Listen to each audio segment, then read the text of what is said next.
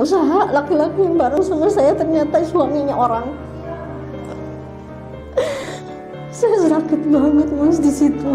Kalau misalnya memang kayak begini, harusnya Allah masih tolong saya lagi kan, saya bilang gitu. Kamu yang seorang yang bukan muslim tadinya masuk muslim cuma buat dikecewain kayak begini. Tapi di perjalanan itu saya akhirnya tahu ternyata laki-laki yang bareng sama saya dia udah punya istri. Yang sekarang sama saya itu tadinya udah punya istri. Saya nggak tahu. Saya dihadapkan dengan dua laki-laki muslim yang benar-benar menguatkan iman saya. Saya nggak beranggapan itu menggoyahkan iman saya, tapi itu tambah menguatkan iman saya. Ternyata masuk surga itu nggak gampang. Hamil sama siapa? Sama pastor yang di depan tuh, yang cowok itu jangan gitu kan. Ya udah sholat aja. Nah sebelum itu sebenarnya ada kejadian yang cukup unik buat saya. Jadi pada saat saya setelah ngucapin syahadat, saya sholat di masjid asar. Sholat asar itu saya pulang ke kantor. Saya belum bisa tuh sholat di musola, karena kan orang lain belum tahu saya masuk Islam. Jadi belum bisa terbuka sayanya kan gitu. Aduh saya nggak punya mukena gitu kan, di mana sholatnya. Nah, kebetulan teman visual saya yang jadi saksi itu dia punya ruangan visual. Dia bilang udah sholat sini aja. Pakai apa? Saya bilang gitu kan. Itu dus mami pokok dipotong. Pakai dus mami pokok. Itu pertama kali saya sholat saya nangis sama Allah. Saya dikasih pinjam mukena dari musola yang lusuh, nggak bersih. Karena kan waktu itu di musola mukenanya nggak bagus gitu kan. Saya sedih banget, nangis saya di situ. Saya sampai bilang gini sama Allah, ya Allah, kalau memang Allah sayang sama saya, kenapa tempatnya harus seperti ini? Saya punya tempat ibadah yang bersih, yang saya kalau datang ke sana tuh semua pakai yang terbaik. Tapi di saat saya udah dikasih kesempatan untuk jadi orang yang baik dengan agama yang terbaik, yang benar, saya dikasih tempat yang kayak gini, lebih kecil dari ruangan ini karena visual, isinya juga dus-dus kayak gitu, kayak kayu-kayu buat gambar kayak gitu. Itu saya nangis di situ, saya sujud di bawah dus mami pokok. Makanya saya kalau ngeliat ada dus mami pokok tuh saya nangis. Saya sedih banget. Kok sampai segininya ya, maksudnya mau dapetin agama yang benar itu susah banget. Padahal sebelumnya saya dapat fasilitas yang enak banget. Saya sedih banget. Dan di situ juga saya baru sadar pada saat saya tanda tangan sertifikat mu'alaf. Sebelum syahadat, Ustadznya sempat ngomong udah siap katanya. Insya Allah siap. Saya bilang jangan dulu ditanda tangan, karena dengan kamu pindah ke Islam itu masalah akan datang terus menerus sampai kamu menutup mata. Saya kan bingung waktu itu, maksudnya Ustadz gitu kan. Ya kalau seorang mu'alaf itu masalahnya akan bertubi-tubi karena Allah itu sayang sama kamu, karena Allah itu menjanjikan surga, dan surga itu nggak mudah. Dan saking sayangnya Allah itu, saking cintanya Allah itu Allah ngasihnya bukan kenyamanan, bukan kenikmatan dunia, tapi kesusahan, cobaan. Nah situ saya belum sadar. Saya bilang insya Allah saya siap. Terus saya tanda tangan. Akhirnya laki-laki itu memberanikan diri untuk membawa saya kenal dengan semuanya. Itu prosesnya 3 bulan sampai saya nikah. Jadi dia ngelamar bawa orang tuanya, walaupun orang tua dan kakak-kakaknya banyak gak setuju, karena dianggapnya saya masuk Islam karena mau nikah. Padahal sebelumnya kan ada perjalanan itu, yang saya waktu itu memang nggak perlu cerita juga dengan orang-orang yang istilahnya nggak ada hubungan buat saya gitu.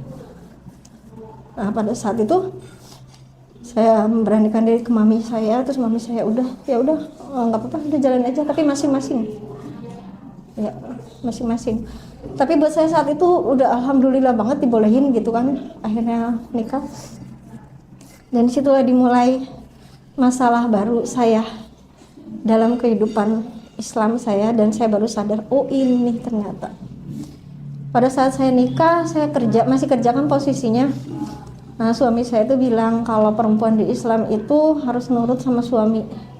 Dan kalau perempuan di Islam itu kerja itu untuk membantu suami.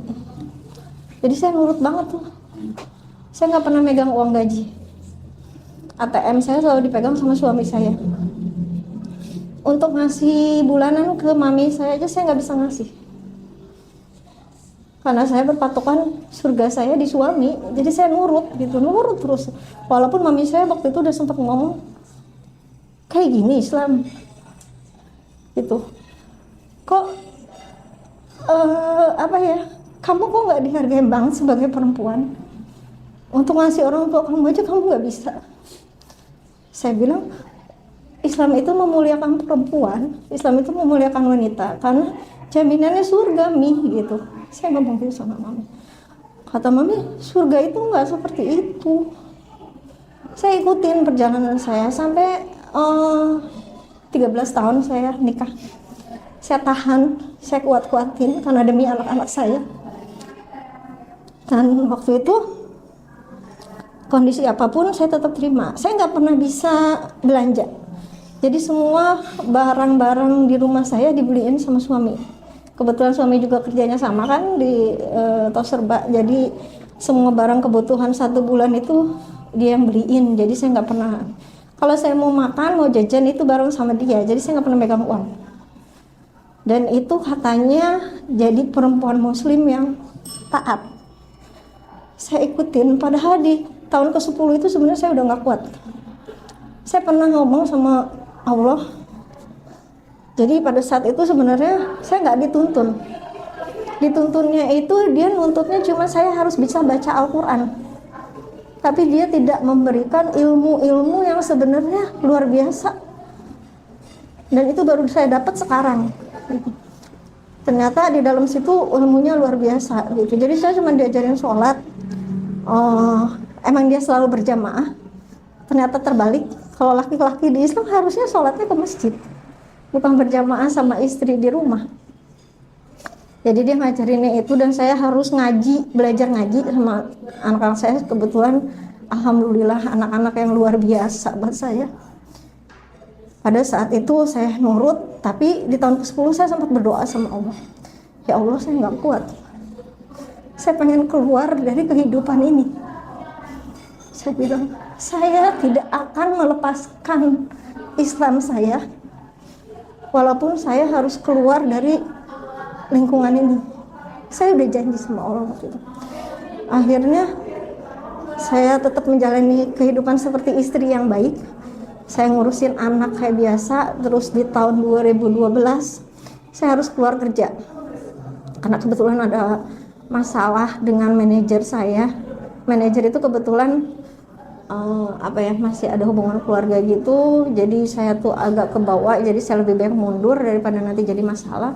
Dan kebetulan pembantu saya yang udah sekitar waktu itu 7 tahun ikut saya harus nikah. Dia kebetulan adik kakak, jadi saya punya pembantu itu awet banget dari semenjak anak-anak saya lahir sampai anak saya umur 7 tahun, mereka masih bertahan ikut sama saya nikah. Dan otomatis saya harus keluar, saya harus ngurusin anak-anak. Dengan lingkungan yang biasa saya kerja monoton, itu saya sempat agak sindrom. Karena pulang ke rumah tuh kayaknya apa yang harus saya lakuin ya gitu. Tapi pada akhirnya saya bisa menyesuaikan diri, saya bimbing anak-anak saya sampai akhirnya anak-anak saya juga baca Al-Qurannya luar biasa. Di umur 4 tahun yang TK itu sampai udah juara hafalan surat-surat pendek waktu itu di sana. Akhirnya saya bimbing mereka, hidup saya benar-benar buat anak-anak. Dan akhirnya yang laki-laki itu masuk tim Olimpiade Matematika di kota itu. Saya nggak pernah tahu maksudnya apa.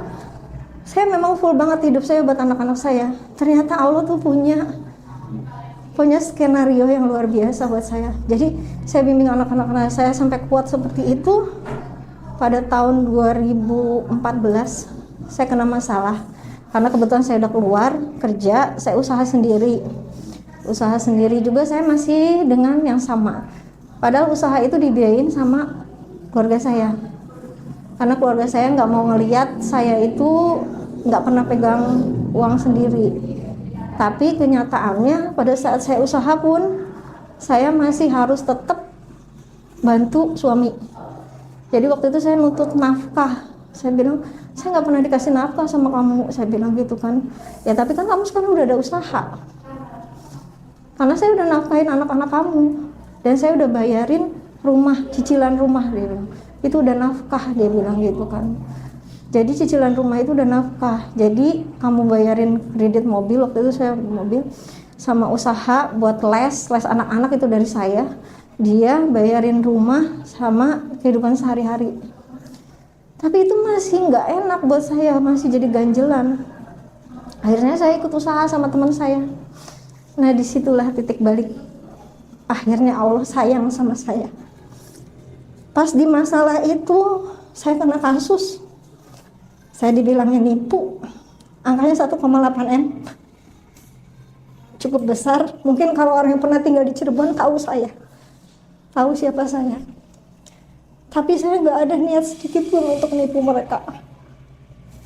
Karena setiap uang yang mereka masukin di usaha saya, setiap bulan juga saya kasih. Dan saya selalu punya catatan-catatan, karena saya nggak pernah ngasih uang cash. Karena saya sifatnya semua transfer. Jadi semua saya punya bukti-bukti itu. Jadi waktu itu 1,8 M saya sampai diserang sama semuanya.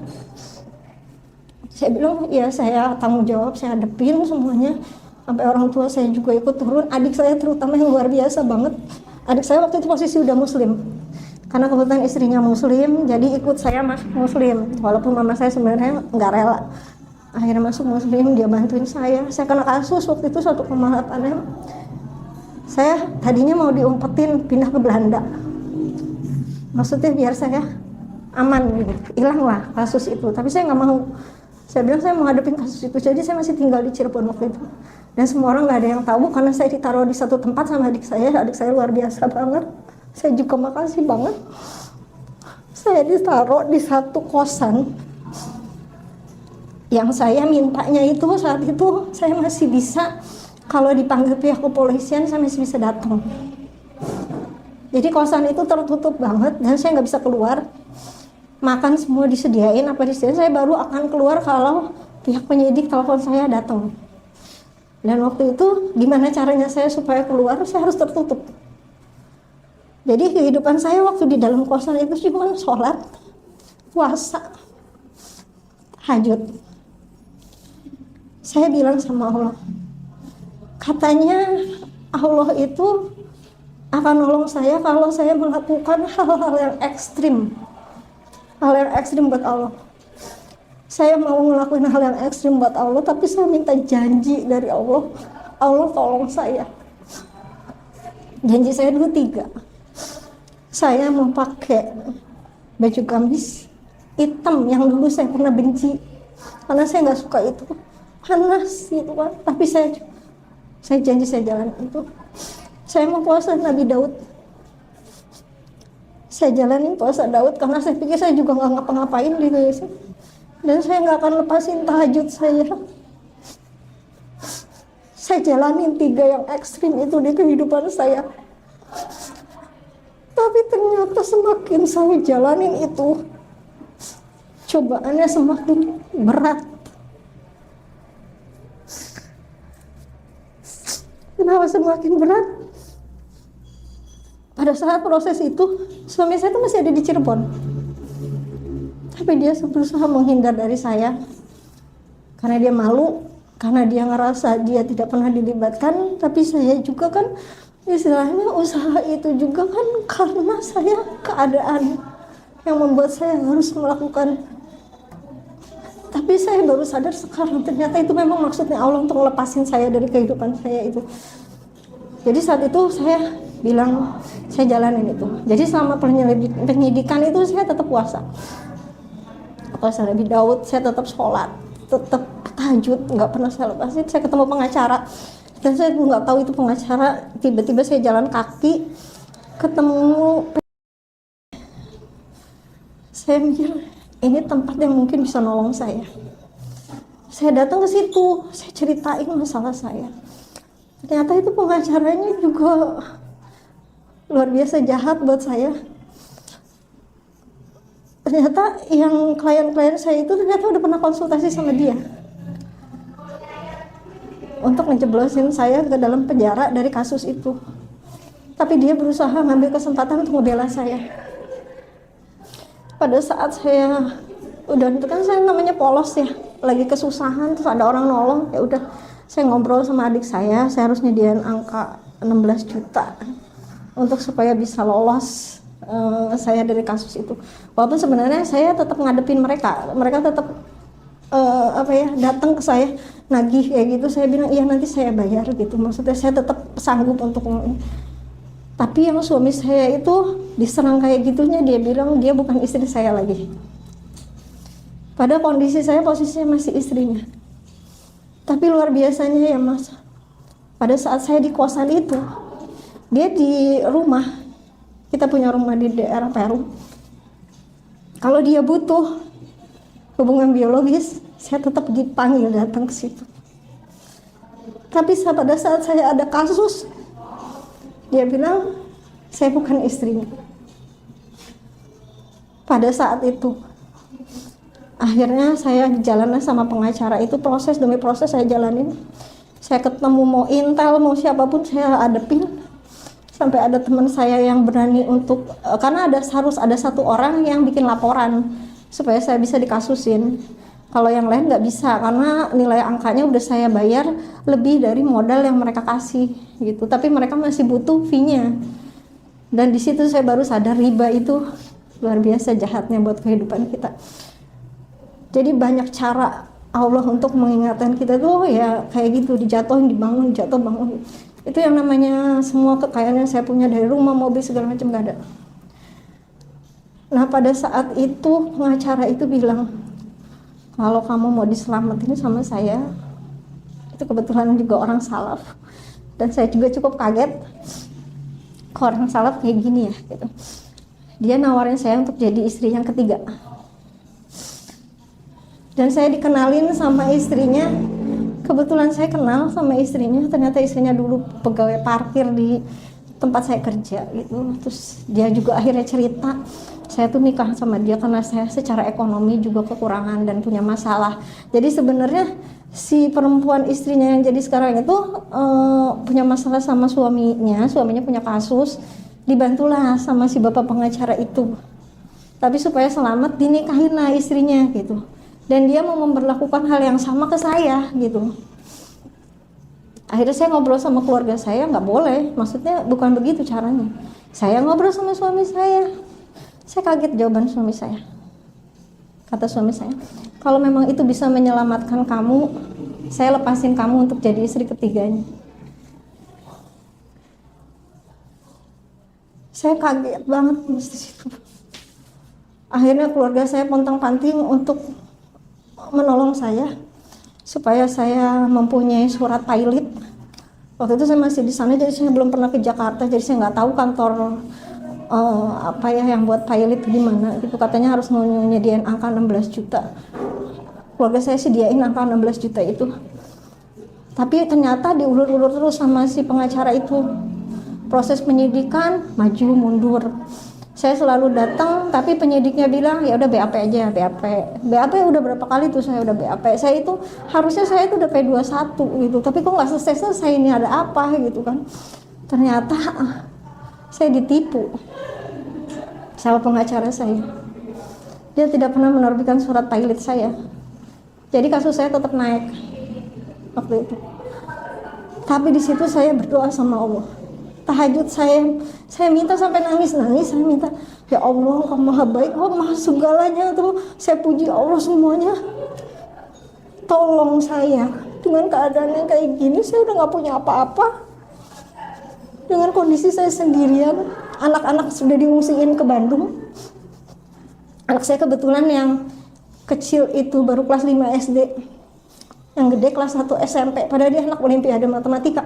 Waktu masuk ke SMP di sana itu jalurnya jalur khusus, jadi tanpa ada tes, tanpa apa gitu. Tapi anak-anak saya juga luar biasa kuat, karena memang waktu itu saya sudah menekankan sama mereka. Jadi ada satu kejadian yang saya juga kan bingung sampai hari ini. Jadi saya tuh kalau nganterin les anak-anak saya selalu ngeluh, kan capek bun, gini-gini. Enggak, kamu harus kuat, karena nanti ada satu saat kamu akan kepisah sama bunda. Jadi saya ada omongan yang saya bilang, nanti kamu bakal kepisah sama bunda, jadi kamu harus kuat. Jadi dua anak-anak saya tuh saya kasih kekuatan pada saat itu, dan saya nggak tahu maksudnya apa saya ngomong kayak gitu. Jadi mungkin Allah udah ini saya. Nah, saat itu ternyata si pengacara itu anaknya sakit, masuk ke rumah sakit, dan di situ Allah bayar lunas ke saya. Anak itu sakit dan memerlukan angka uang 16 juta dengan angka yang sama seperti nipu saya, seangka 16 juta itu. Akhirnya saya berjalanlah proses itu, saya datang. Di perjalanan itu saya masih nganter anak saya tuh waktu itu di Bandung. Jadi saya kadang ke Bandung bawa anak saya ke Cirebon untuk latihan olimpiade, karena kebetulan gurunya ada di Cirebon. Karena ada guru yang luar biasa juga, saya juga terima kasih banget sama beliau. Dia tuh ngajarin anak-anak yang punya kelebihan matematika tanpa dibayar, dan setiap lomba-lomba mereka ikutin tapi tanpa minta bayaran apapun. Walaupun kita dapat hadiah uang atau apa, dia nggak pernah minta. Itu luar biasa banget. Tapi saya bersyukurnya masih ada orang-orang baik yang ada di sekitar saya. Akhirnya saya di perjalanan, saya pergilah sama anak saya naik Grab online. Di Grab online itu mobilnya itu isinya morotal. Saya bingung, maksudnya kok Grab online isinya morotal? Nggak pernah saya ngatur. Saya nanya sama supirnya, saya bilang, Pak, emang nggak ada ini yang lain? Enggak, saya nggak pakai musik, saya ngeliatnya morotal. Karena saya pengajiannya di As-Sunnah Kali Tanjung. Oh ya udah saya nyantai aja gitu. Ibu mau kemana? Saya mau nganterin anak saya itu latihan olimpiade. Tapi nanti saya mau ke pengadilan agama, saya bilang. Karena saat itu saya digugat cerai sama suami saya. Karena suami saya nggak kuat ngadepin penagih-penagih itu, karena dia butuh surat cerai untuk ngadepin mereka. Kalau misalnya dia udah bukan suaminya lagi pegang surat cerai itu. Saya bilang sama mami saya, ya udah kalau dia maunya begitu, tapi tolong kembaliin lagi baik-baik ke rumah. Jadi saya berangkatlah ke Bogor duluan sama anak-anak saya bawa mobil sendiri. Sebelumnya saya ke Solo sendirian, ketemu adik saya ceritain kasus saya itu. Saya bawa mobil sendirian ke Solo dengan kondisi yang nggak ada jalan tol saat itu. Tapi saya bisa nyampe gitu ke Solo. Akhirnya mami saya nyusul, baliklah ke Bogor, bawa anak-anak saya. Akhirnya mami saya nanya, kalau kamu mau nyerahin anak saya, tolong cerain baik-baik. Dia bilang, iya saya ceraiin kamu, saya pulangin kamu ke orang tua kamu. Di depan anak-anak saya ditinggalin di Bogor, anak-anak saya pulang sama dia ke Bandung. Itu dengan kondisi di dalam mobil, anak saya nangis dada-dada, karena sebenarnya mereka gak mau kepisah dari saya. Saya cuma bilang sama anak-anak saya yang kuat, nanti satu waktu juga kita pasti ketemu lagi. Alasan dia bawa anak-anak karena dia harus menyelamatkan anak-anak. Jadi dia selalu berlindung di balik anak-anak. Nah, pada saat saya kasus dia bilang jangan sampai di penjara. Kalau di penjara jangan harap kamu ketemu anak-anak lagi. Saya cuma berdoa sama Allah, ya Allah, saya tuh udah se-ekstrim ini loh menjalankan apa yang Allah minta. Kalau saya bertakwa sama Allah, Allah tolong saya kan. Saya selalu kalau doa itu kayak orang ngobrol. Jadi tahajud saya tuh setiap malam tuh, karena saya dulu belum ngerti tahajud tuh jam 2 gitu, saya selalu nangis. Saya selalu nanya sama Allah, kata Allah, kalau kamu bertakwa Nanti saya akan tunjukin jalan untuk kamu menjadi orang yang lebih baik. Akhirnya di situ muncullah tulisan Azikra. Saya cuma pegang itu dulu, Azikra. Oh ya udah Azikra gitu kan. Saya akhirnya ke kantor polisi, dianterin lah sama yang Grab online itu.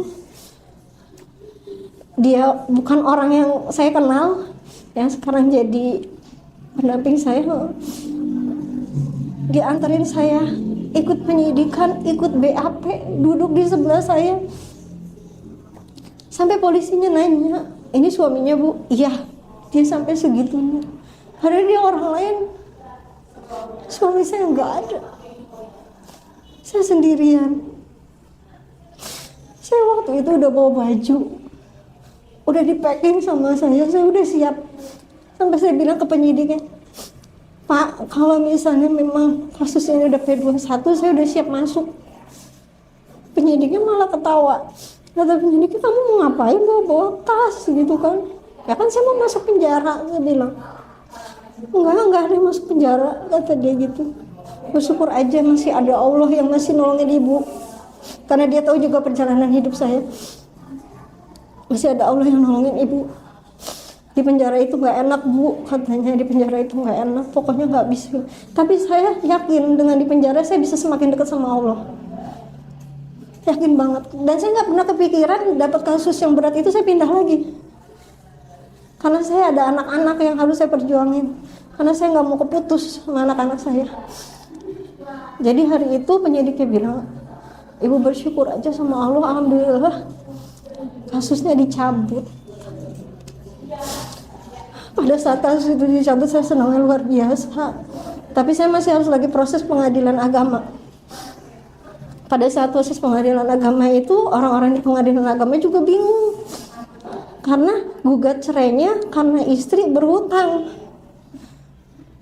Sampai hakimnya juga nanya, harusnya laki-laki muslim yang baik itu mendampingi istrinya dalam kondisi apapun. Kamu yang seorang yang bukan muslim tadinya masuk muslim cuma buat dikecewain kayak begini.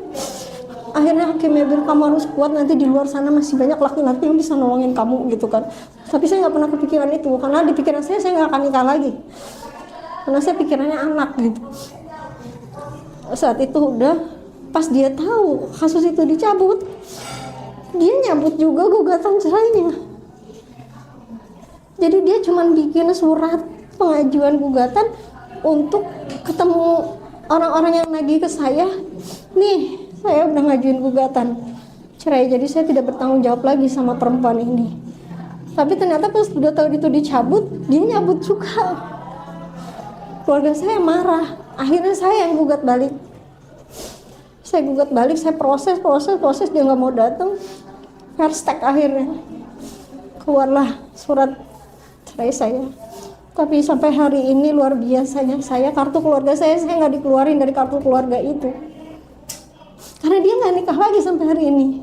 Dia masih nungguin saya. Di tahun lalu, persis bulan Agustus, tanggal 26 Agustus, dia ngajakin saya untuk rujuk. Saya nggak bisa, saya bilang. Tapi saya tetap datang ke Bandung waktu itu, dan suami saya itu merelakan. Coba Mas, laki-laki mana coba yang ngerelain? Dia anterin saya, bawa baju semuanya untuk pulang ke Bandung supaya saya bareng-bareng lagi sama anak-anak sama dia. Dan saya salut banget sama laki-laki itu, maksudnya dia dengan legowonya gitu, ngelepasin, yang penting anak-anak selamat gitu. Karena saya punya anak perempuan yang memang harus saya perjuangin kan, dan dia ini banget gitu. Dan di perjalanan itu juga saya salut banget sama anak-anak saya dengan kondisi yang broken home. Itu kan anak-anak yang broken home ya, berarti kan orang tua kepisah. Itu anak-anak saya tetap ranking, dan semuanya ada di ranking 1 sampai 3. Dan luar biasanya anak saya yang paling besar itu sekarang ada di Pajajaran, ngambil jurusannya matematika. Dan itu kan buat saya ekstrim banget, pelajaran yang memang dia sukain. Tapi kan sebenarnya harusnya dengan latar belakang orang tua yang seperti ini, anak saya harusnya hancur-hancuran gitu. Bisa kena lingkungan yang gak baik, tapi Allah tuh sayang banget sama saya. Jadi anak saya juga dilindungin, sayanya juga dilindungin. Makanya buat saya Islam itu luar biasa, karena dengan Islam semua ditolong. Dan saya salut banget sama Allah, setiap apa yang saya minta itu selalu dikabul sama Allah. Saya minta hal yang kecil pun Allah kabulin, dan di setiap tahajud saya itu Allah kabulin. Tapi sampai saat ini saya masih bingung, dia kenapa nggak nikah lagi. Dia masih nungguin saya nggak dikeluarin dari kartu keluarganya. Sampai kemarin aja saya bilang sama dia, saya minta surat cerai saya, karena kan dia mau rujuk. Waktu itu surat cerai saya ditahankan sama dia. Dia bilang enggak, pokoknya nggak akan dikeluarin kartu keluarga karena untuk nyelamatin anak-anak. Jadi kalau misalnya nanti anak-anak lulus kuliah atau lulus sekolah itu kartu keluarganya masih utuh. Saya masih